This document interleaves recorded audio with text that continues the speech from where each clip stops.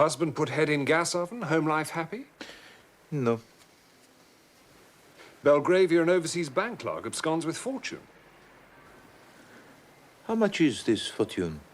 £90,000. No. That's a king's ransom, Poirot. When it is used to ransom a king, it becomes interesting to Poirot. Missed typist of 21. Where is Edna Field? Oh, no. There's good stuff here, Poirot. Mysterious suicide, absconding bank clerk, missing typist. Yes, but I am not greatly attracted to any of them, mon ami. I have many affairs of importance of my own to attend to. Such as? My wardrobe, Hastings. If I mistake not, there is on my new grey suit the spot of grease. You have noticed it, perhaps, eh? No. No? Well, it's only the one spot, you understand, but it is sufficient to trouble me. Then there's my winter overcoat. I must lay him aside in the powder of Keating's. Eh? And I think... Yes, I think the moment is ripe for the trimming of the moustache. Also the pomading. There's a lady to see you, Mr. Poirot. A lady? A client. Her name's Mrs. Todd. Unless the affair is one of national importance, I touch it not. I couldn't say, sir. Shall I ask her? Yeah, no, Miss Lemon. Show Mrs. Todd in. We shall judge for ourselves, eh, Hastings? Oh, yes, yes. Mrs. Todd. Doesn't sound as if she's nationally important. Mind you, I knew a Mrs. Jones once who was master of hounds with the Mid-Rutland. Yes. No, that's all. Funny woman. Mrs. Todd, sir. Thank you. Oh, are you Mr. Poirot? I am Hercule Poirot? Yes, madam. Oh, you're not a bit how I thought you'd be.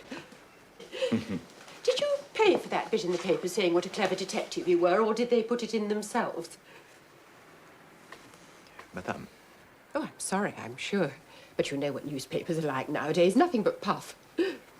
But no offence taken, I hope. I'll tell you what I want you to do for me. I want you to find my cook. I fear you are making a mistake, madame. Hercule Poirot is a private detective. I know that. Haven't I just told you I want you to find my cook for me? Walked out of the house on Wednesday without so much as by your leave and never came back. I am sorry, madame, but I do not touch that particular kind of business. I wish you good day. So that's it, is it? Too proud, eh? Only deal with government secrets and countesses' jewels? Well, let me tell you, Mr. High and Mighty Poirot, a good cook's a good cook. And when you lose one, it's as much to you as pearls are to some fine lady.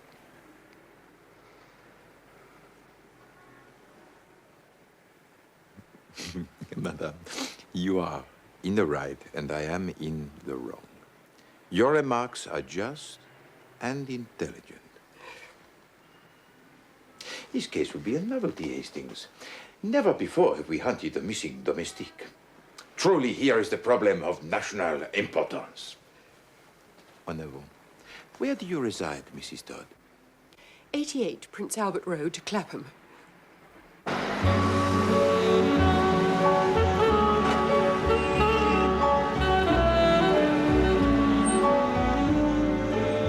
You say this jewel of a cook went out on Wednesday and did not return? Wednesday, yes, it was her day off.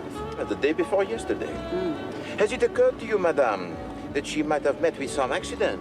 Have you inquired at the hospital? That's exactly what I thought yesterday, but this morning, if you please, she sent for her box. What box? Her box. Her trunk. Luggage. Oh, I see. Will you describe her to me, madame? Oh, she's most respectable. 10 years in her last place. Middle-aged, grey-haired, thin. And her name? Dunn. Eliza Dunn. This is Clapham. There's the common.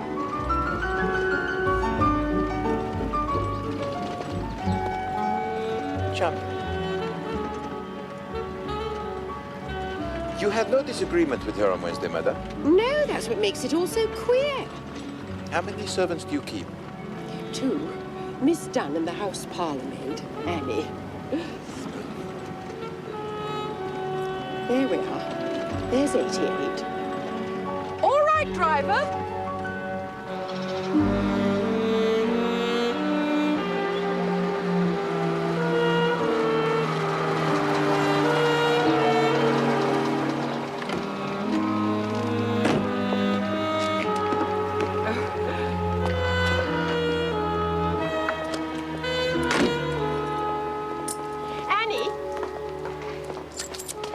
Hastings, my friend, promise me one thing. What's that, Poirot? Never, but never must Chief Inspector Japp hear that I investigated such a case. Mum's the word, old boy.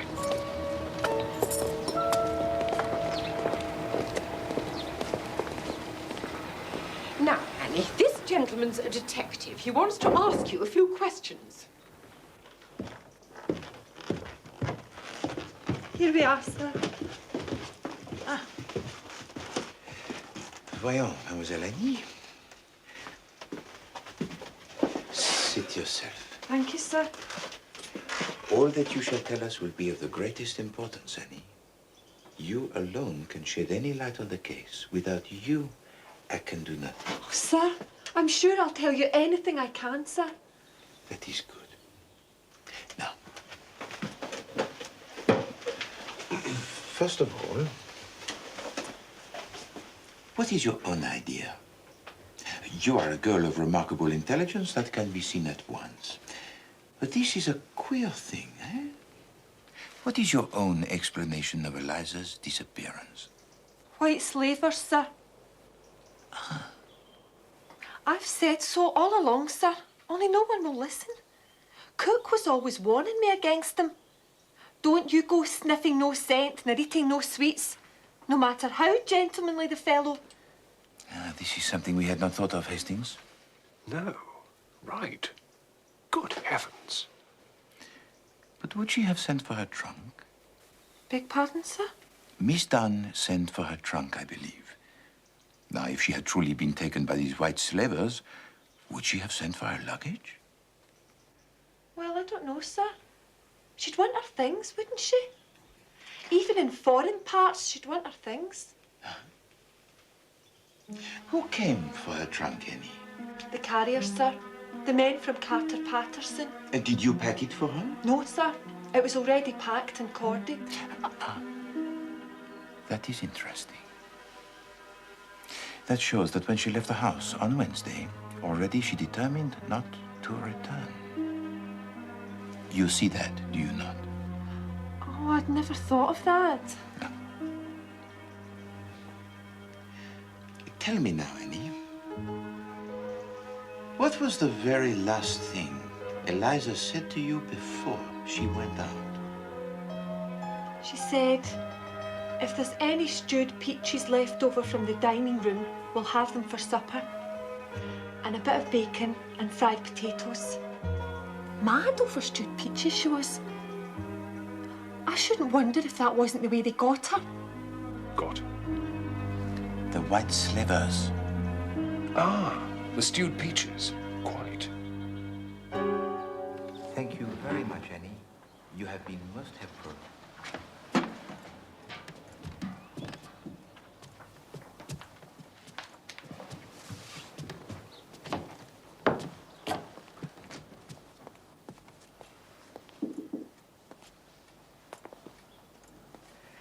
Was she saying things about me? Not at all. Only things of the pleasantest nature. But for a woman of your intelligence, madame, it would be tiresome to bear with patience the roundabout methods we plodding detectives have to use. Oh, I see. Well, I wouldn't say there was all that much difference between us, Mr. Poirot. Mind you, I was always very good at general knowledge at school. There. And your husband, too, I'm sure, is the intellectual, yes? Yes. Yes, he does very well with figures. A successful businessman? With the Prudential, yes, in the city. What about the other inmates of the house, madame? Oh, you mean Mr. Simpson, our paying guest? What is his profession, madame? Oh, he's in business, too, with the Belgravia and Overseas Bank. A young man, is he? 28, I believe. A nice young fellow. Well, they'll both be in at about 6 if you want to see them. An excellent suggestion, madame. Well, my colleague and I will take a turn on your famous common for 1 hour.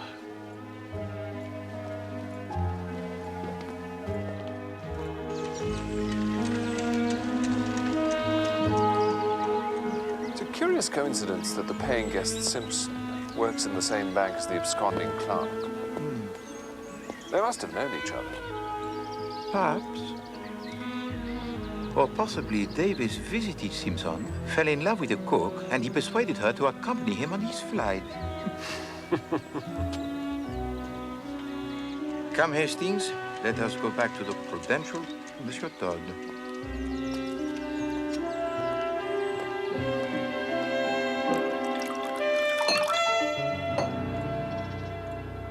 I've heard of you, Mr. Poirot, haven't I? It's possible, Monsieur Todd. Oh, yes.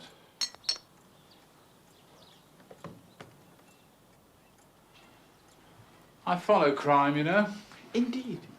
Well, perhaps you have some theories about the disappearance of your cook. Theories? No. It's hardly a crime, is it?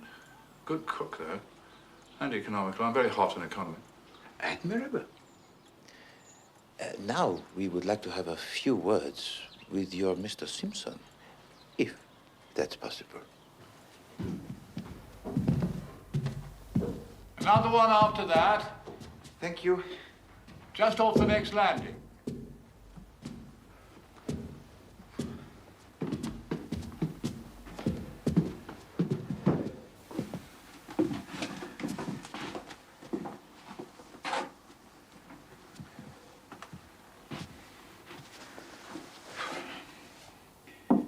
Mr. Simpson?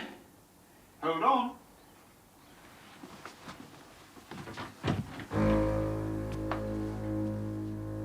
Yes. Mr. Simpson, my name is Poirot. Hercule Poirot. Oh, yes.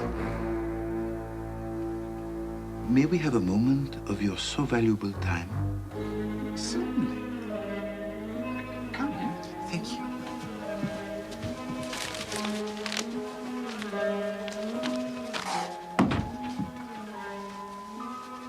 Mr. Simpson, Mrs. Todd has engaged me to find Eliza Dunn, the cook. Oh? Where is she? Well, that is what we do not know, monsieur. You know her, of course. Well, I must have met her, I suppose.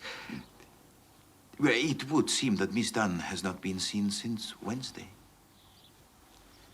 Did you see her on that day? I don't think so. I don't know. You were at work as usual on Wednesday? Yes? Well, thank you, Mr. Simpson. It was most kind of you to spare us the time.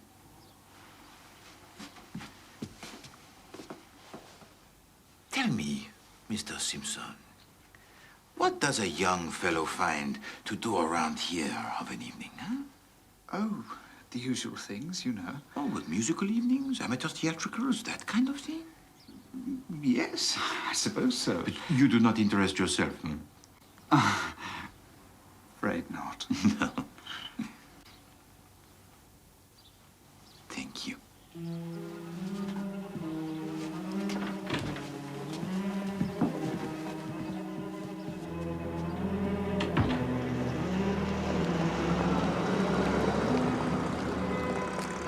I think that husband's got something to do with it.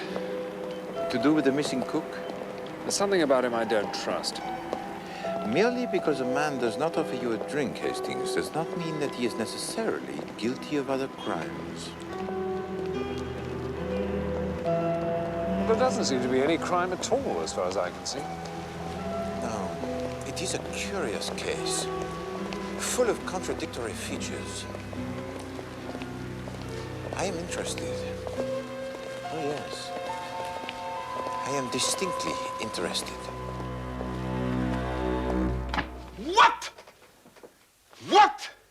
How does she dare? What is it? As a favor, as a great favor, I agree to investigate this two-penny, half-penny affair. What is it, old chap? Read it! Read it! Mr. Todd regrets that after all his wife will not avail herself of Mr. Poirot's services. Yeah. After talking the matter over with me, she sees that it is foolish to call in a detective about a purely domestic affair. Yeah. Mr. Todd encloses a guinea for consultation fee. Is this to be believed, huh? Do they think they can get rid of Hercule Poirot like that, huh? No!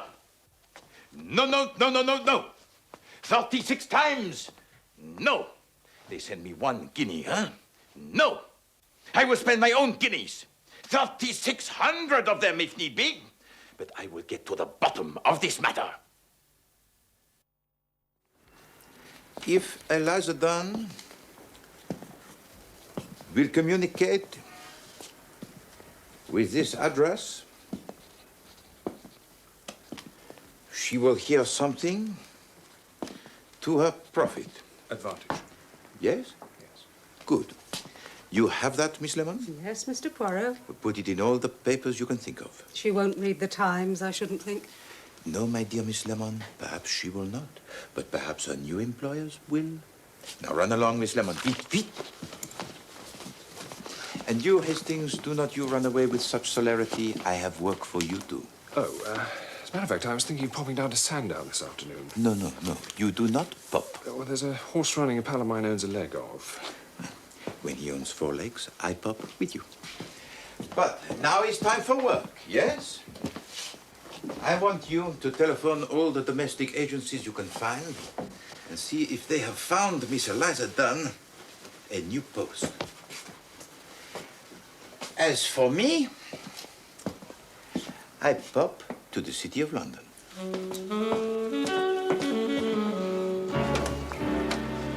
And Mr. Simpson was at work as usual on Wednesday? Oh, yes, Mr. Simpson is an excellent timekeeper. Though, to tell the truth, he was absent on Thursday with a cold. You have been most helpful, Mr. Cameron. Thank you. Glad to be of assistance.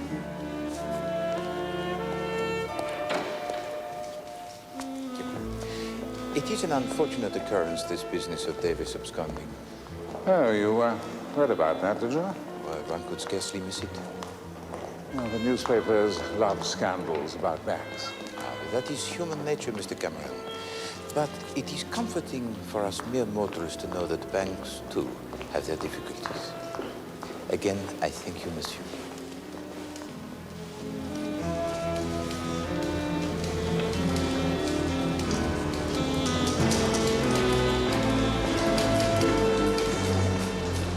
Chief Inspector Jack, I wonder if I might ask you a few questions. You and Davis are friends, I believe, Mr. Simpson. That's right. I can't believe this of him. There must be some mistake. If I told you, sir, the number of times I've heard that said. If you had to hazard a conjecture, Mr. Simpson, as to where Davis might go if he wanted to hide, where would you say? I don't know.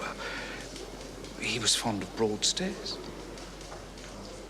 Yes, I was thinking of somewhere a little more exotic than that, sir. Foreign parts, even.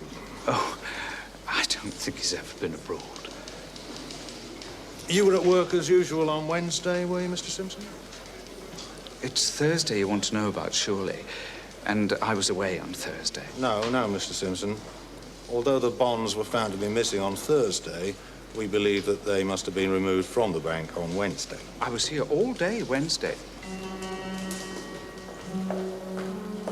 What's up? That man.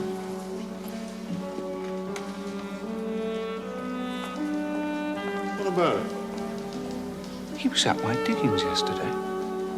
Was he, by George?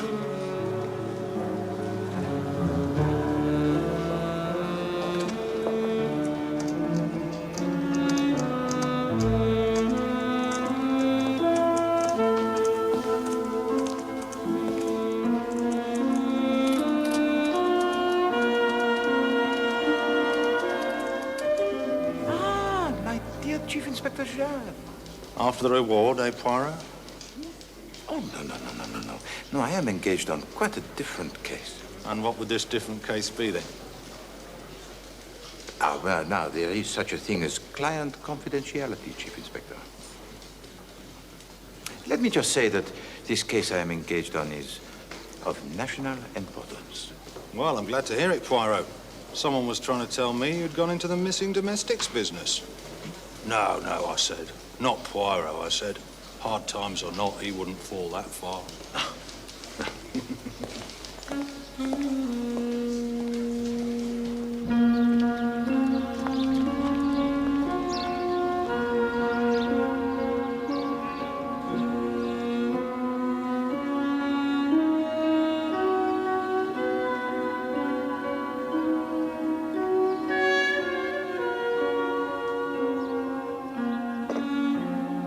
No word from Eliza Dunn, Miss Lemon.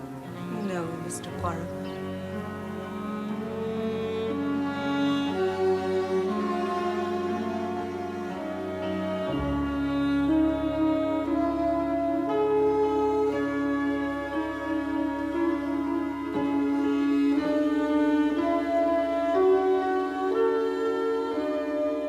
Another letter from the Duchess of Wrexham. No. She sounds desperate. No.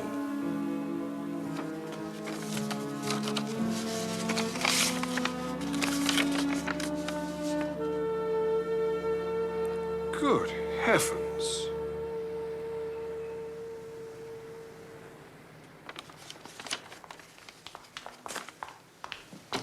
Mr. Poirot, Mr. Poirot. Yes, Miss Lemon, yes. There's a letter, sir. A letter from Eliza Dunn. There! Did I not tell you, Hastings? And you try to waste Poirot's time with the duchesses. Well, eh? I only thought... You must learn, my friend, the patience. Read it to us, Miss Lemon. Dear sir or madam, ref your ad in the paper. I already got my legacy, if there's some mistake. Yours truly, Eliza Dunn, miss. P.S. Thanks all the same for your trouble. What does she mean, legacy? We must talk to this woman at Fell Cottage, Amdale, Keswick. Keswick? That's Keswick, Mr. Poirot, in the Lake District. Ah, are there trains to this place? Oh, yes. Bon. Come, Hastings. We have a train to catch. But...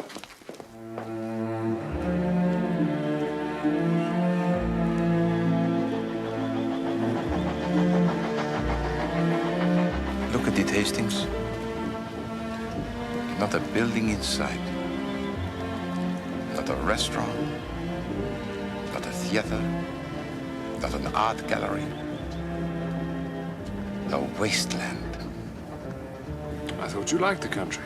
But this is not the country, my friend. The country is full of trees and flowers and public houses. This is a desert. I don't know why we've come all this way anyway. You found the cook. No, the cook is but the beginning of the story, Hastings. We are on to bigger things.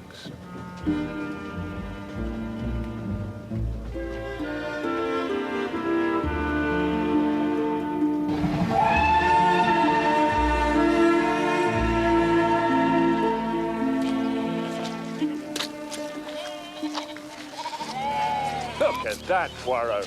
Look at that view. Yes, well, views are very nice, Hastings. But they should be painted for us so that we may study them in the warmth and comfort of our own homes. That is why we pay the artist for exposing himself to these conditions on our behalf. What do you mean, conditions? It's a wonderful day. Just fill your lungs with that air. No, my poor friend. This sort of air is intended for birds and little furry things. The lungs of Hercule Poirot demand something more substantial. The good air of the town. Fell Cottage, I perceive.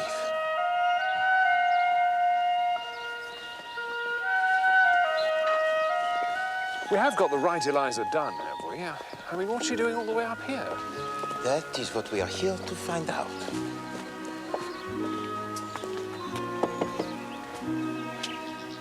Wonderful position. If you are rock is wonderful.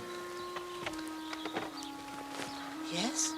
Miss Eliza Dunn, Yes. Formerly an employee of Mrs. Ernestine Todd at 88 Prince Albert Road, Clapham.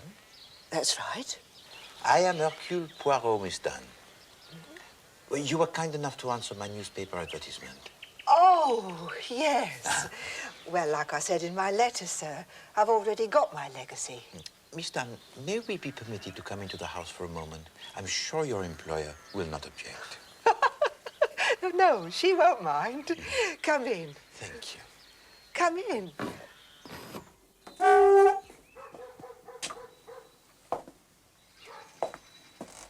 The reason I laughed, sir, I'm sorry, is I don't have no employer, see?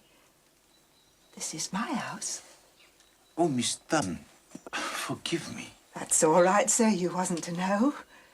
This is part of my legacy, see? Oh, sit down, do. Thank you.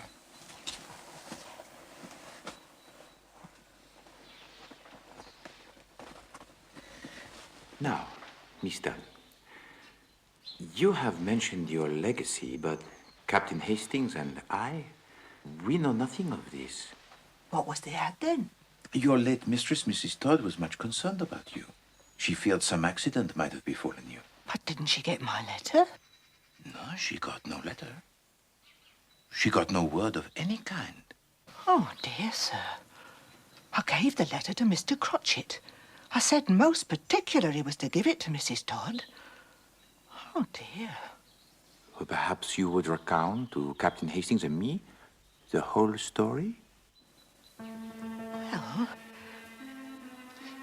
Wednesdays is my day out. And it was last Wednesday that it all started, like. The stone which the builders rejected, the same has become the head of the corner. I'd been over to see my friend in Oxton and I was on my way home when a gentleman stopped me. He said he'd been asking for me at number 88. Then he told me some story about an old friend of my grandmother's in Australia leaving me a house and some money in her will. Well, I didn't believe him at first. And then he showed me this letter. It will be the stone which the builders have rejected.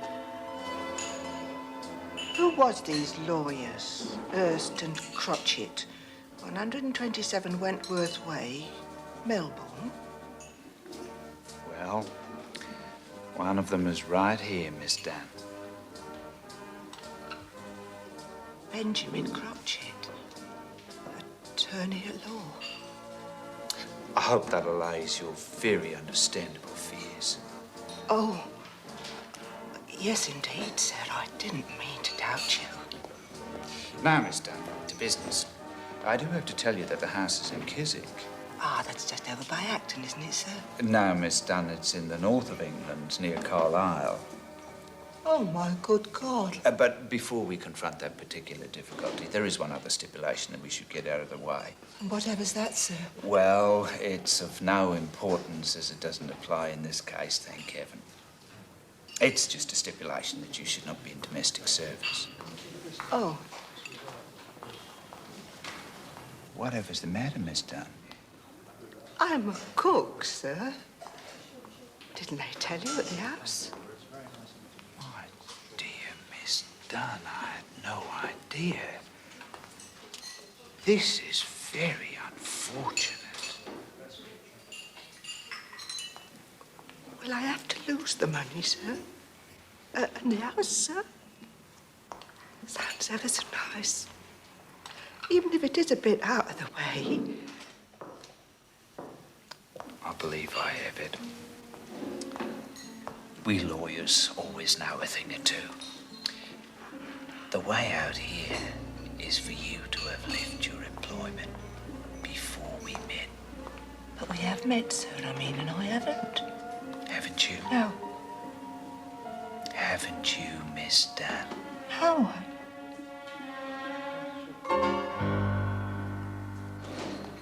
Oh, I see. Yes. You left your employment this morning, did you not, before we met? Yes. I remember now. I did, as a matter of fact. There. Now, it is imperative imperative that you take possession of the house by noon tomorrow. In order to do that, you must catch the night train from King's Cross. Oh! Go along, Miss Dunn. I can advance you £10 or so for the fare, and you can write a note to your employer at the station, which I shall personally deliver for you and explain everything. And was everything as Mr. Suchet had said? Oh, yes, and more, sir. Now, what about your luggage? All the things you had left at 88 Prince Albert Road. Oh, well, Mr. Suchet sent them on, like he said he would, but it was all done up in brown paper, like. I don't know. I suppose Mrs. Todd was angry with me and grudged me my bit of luck and wouldn't let him have my box. But Annie said the trunk was... Later, my friend. Later. But there, you said she never got my letter. Hmm? Well, I can't say as I blame her. I see. Well, thank you, mademoiselle. Oh. There had been, as you say, a little muddle about your trunk, which I will straighten out with Mrs. Todd, if you will permit. Oh, thank you very much, sir. Come, Hastings. We must return to London with all possible speed.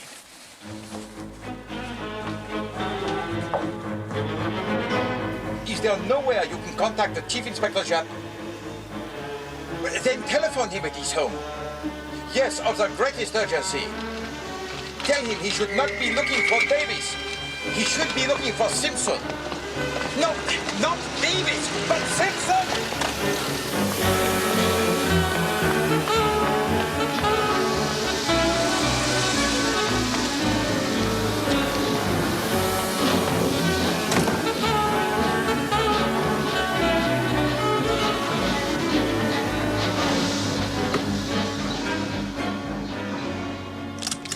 Thank you.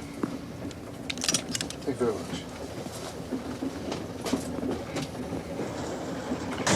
Why should Japp want Simpson all of a sudden? What's Simpson supposed to have done? Hastings, my friend, the little grey cells are not working today, huh? They take a little vacances, huh? It's to do with this Eliza, isn't it? No. We have moved beyond the petty sphere of cooks from Clapham, Hastings. Then it's something to do with this Australian fellow. There is no Australian fellow. Yes, there is. She told us about him. Do you remember when we interviewed Simpson? Interviewed Simpson? No. In his little room at the house in Clapham. Oh, right, the lodger, yes. Do you remember I asked him if he took an interest in amateur theatricals? Yes, I do, as a matter of fact. Why do you think I asked him that? Why? Well, making conversation, I suppose. I asked him that because he had recently been wearing a false beard. He had a tiny trace of gum arabic in his, what do you call it here? Sideburn. Sideburn, yes. Do you see? Oh, right, yes. Bon.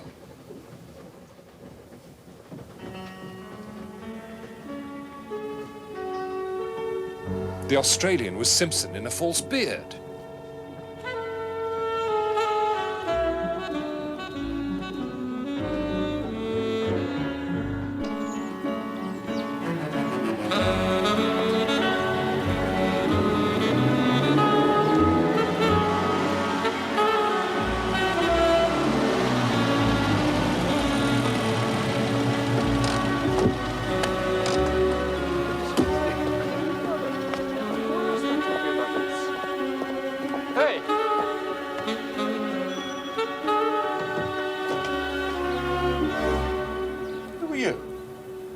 I am Hercule Poirot.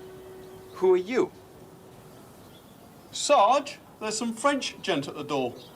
No, no, no, no, no. I am not some French gent. I am some Belgian gent. Well, well, well, and if it isn't Mr. Poirot? It is.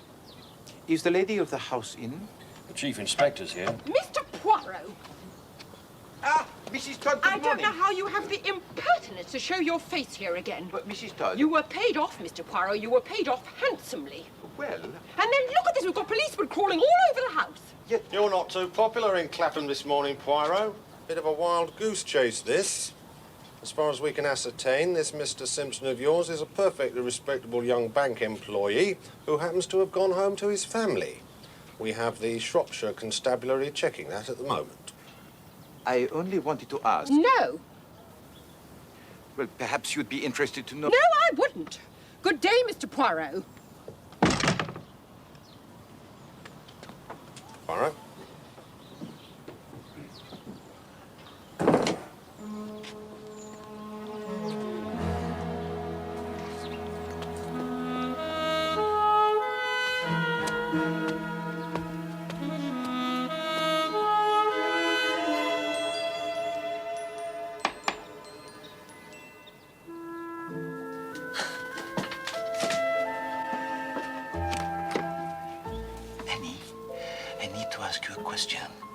Can you help me? I'll try, sir. Last Friday, the cutter Patterson came to collect Eliza's trunk, yes? Her box? Yes, sir. You were here when he came? Oh, yes, sir. I had to show them up to Eliza's room for them to take it up. Boom.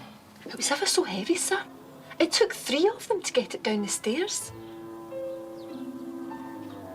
You all right, sir? Of course. Tell me, Annie, you said her box was already packed. Oh, yes, sir. Packed, locked and corded. Quite a thick rope round it and done up ever so tight. Did it have a label on it? Yes, it did, sir. With an address? Just a name. Miss Eliza Dunn, it said. Twickenham Station to be called for. Very well, Annie. Thank you. Au revoir. Au revoir, sir. Excellent.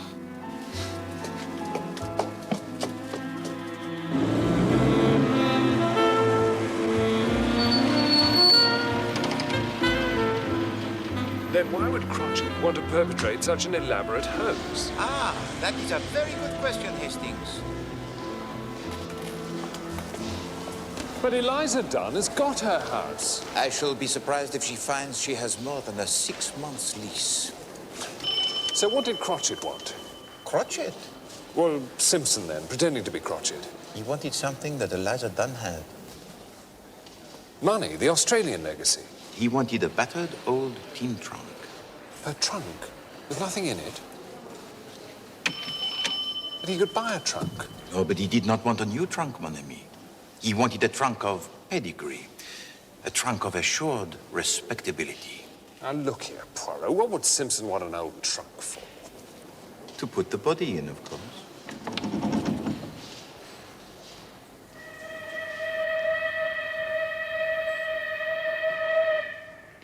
Sent it on to Glasgow, Gov, to await collection there. But how do you know this? You have not consulted your records. I don't need to consult my records, Gov, do I? What do you mean, body? What body? Is he with you? Whose body? I mean to say, there's going to be bodies all over the place. Doucement, Hastings. All will be revealed to you. Can we get on with the business in hand? By all means. I saw to it myself, didn't I? Yesterday morning. Some cove with a beard. Crotchet? You spoke to this man? Of course I spoke to him. Did he give a name? Nah. He just said this Eliza Dunn was his aunt, and she wanted the trunk sent on to Glasgow. And it's gone? You have sent it? Nah. Every Friday, the Southern Railway pays me huge amounts of money, so I won't do that sort of thing. I think he's being sarcastic, Poirot. No. No, Hastings. He is a good man. He is doing the job of great responsibility. Thank you, monsieur. I'll tell you one thing, now.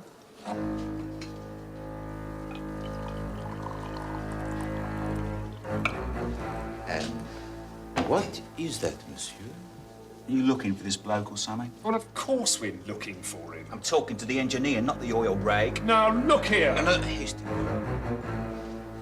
What is this one thing you will tell us, monsieur?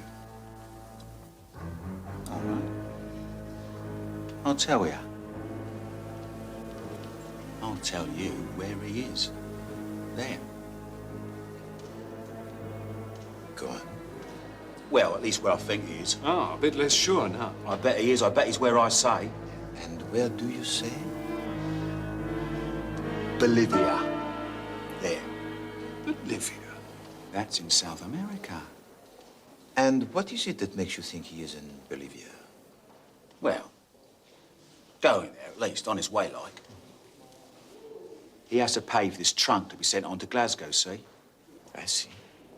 He takes out a wad of notes, choke a cart horse it would. There's a few English notes there, which he pays what he owes me with. But I couldn't help but notice most of the other notes were Bolivian. Hastings, this gentleman is a genius.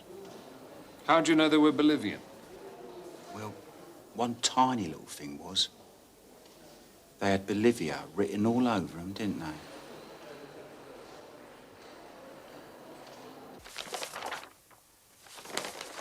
Here we are, this week's savings.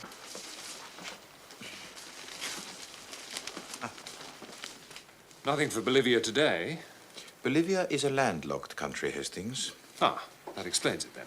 One sails to Buenos Aires and goes by train from there. What lovely names they all have. Queen of Heaven sailing for Caracas. Thank you, Miss Lemon. Can we stick to Buenos Aires, please? Ah, here we are. The S01E01 from Southampton at 1 a.m. Well, let's go then. Are we looking for Simpson? Or the trunk? Simpson, of course. The trunk is in Glasgow. But first, Scotland Yard.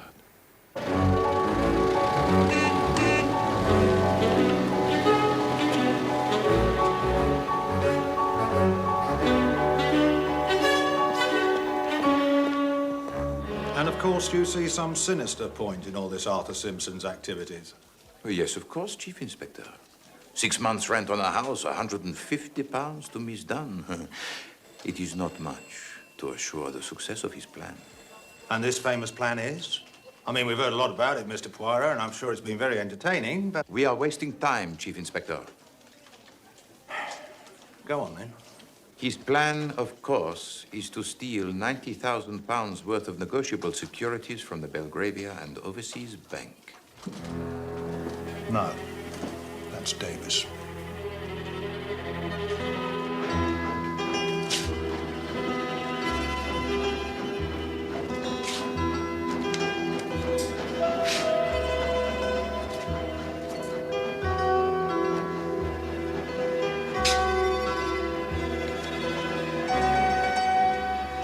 Here it is, Sergeant.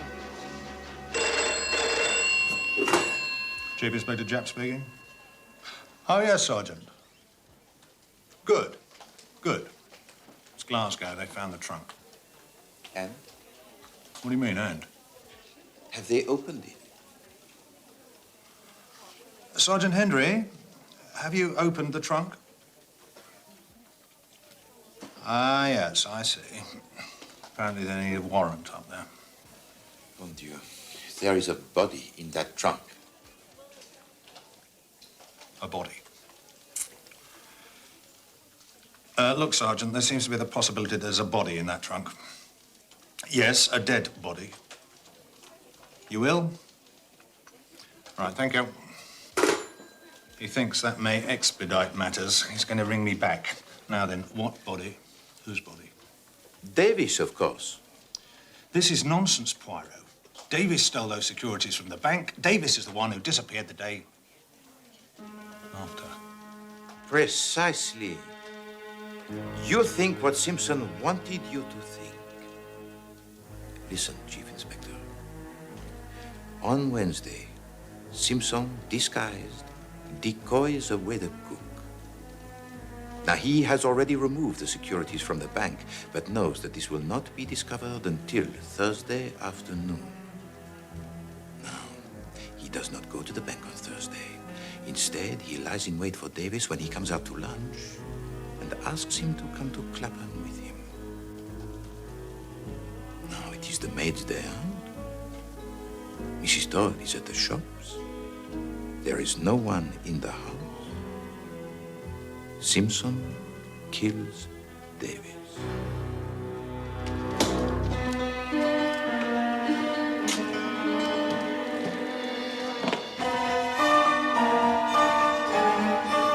The one difficulty for a murderer is the disposal of the body. And that is why Simpson wanted the trunk of Miss Eliza Dunn.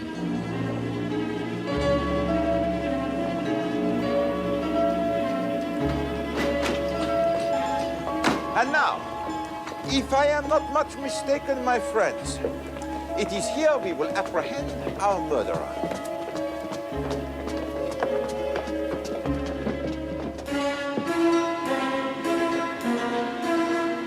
Have I got something wrong, Chief Inspector? No, no, Poirot. Can't be right every time.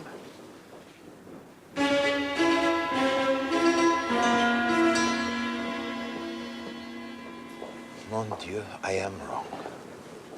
I am wrong. Officer, where does the Queen of Heaven sail from tonight? Why, from Pier 5, sir, over there. Poirot, where are we going? The Queen of Heaven sails for Caracas tonight. I remember it from the time. Yes, but Caracas isn't in Bolivia, is it? What the porter saw on the banknote was not Bolivia. What was it then? It was Bolivar. And the Bolivar is the unit of currency in Venezuela. Our friend is on his way to Venezuela.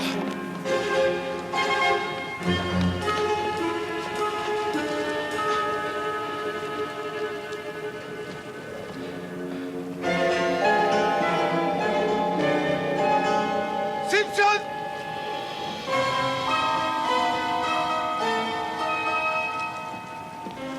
Stop that man!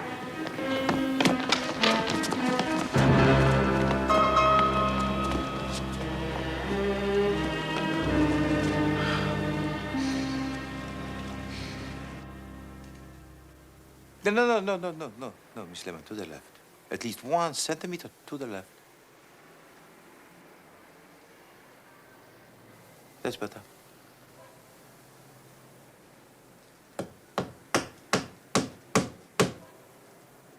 Voila. Is there nothing to which Hercule Poirot cannot turn his finger? Hand.